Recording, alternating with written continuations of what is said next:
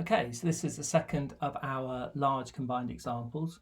We can see here this is going to be an ISIS problem. We have ISIS level 1 here, we have ISIS level 2. We have a small RIP data center here that's going to be putting some RIPs into this ISIS, and we have some OSPF down here. Now, here the goal is that the RIP routes will actually flow right the way through. So they will be redistributed from as externals from level 2 to level 1. However, level 2 has wide area metrics only. So these RIP routes in IP version 4, when they're in level 2, they're going to look internal.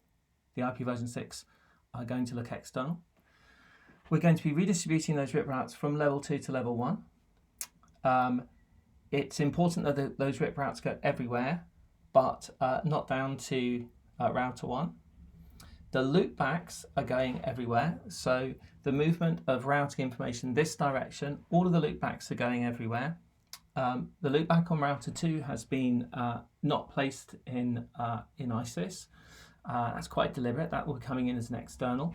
So we'll see how that flows through or doesn't.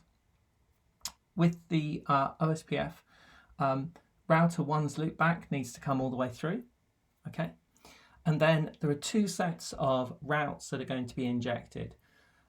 Router 7 and router 8 need to be providing to RIP basically a route that summarizes everything.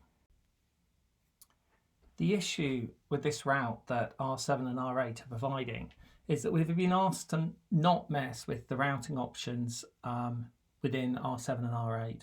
And so therefore we can't actually generate an aggregate to inject to RIP.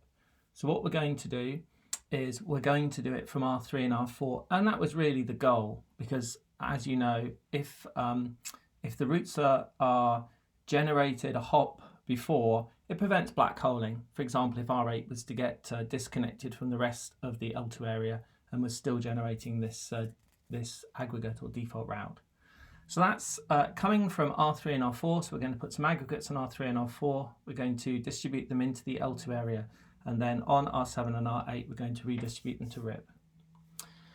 The second default style route is going to be going towards router 1 and OSPF.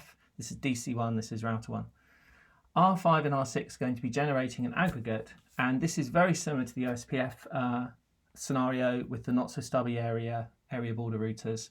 R5 and R6 are going to be generating this route to OSPF, but of course we have to create it first. We create it as an aggregate and we send it out to OSPF.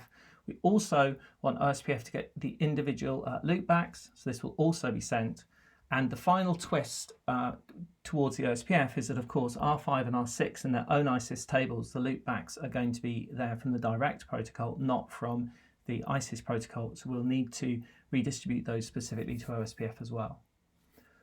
When it comes to the default that we are redistributing to OSPF, we want this to really be tracking router 3 and router 4. So that if, for example, router 6 was disconnected from router 4, the line had gone down for some reason, then the default route would not be advertised.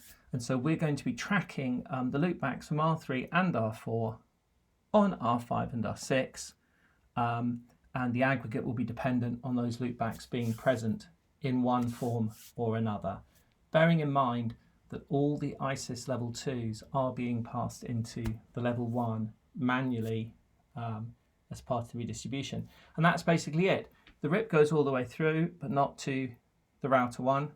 The router 1 has the default route. The RIP has an aggregate route that's coming from R3 and R4. We're tracking R3 and R4 to go down to OSPF. R2's loopback is external. We have wide area metrics on level 2, but we don't have wide area metrics on level 1.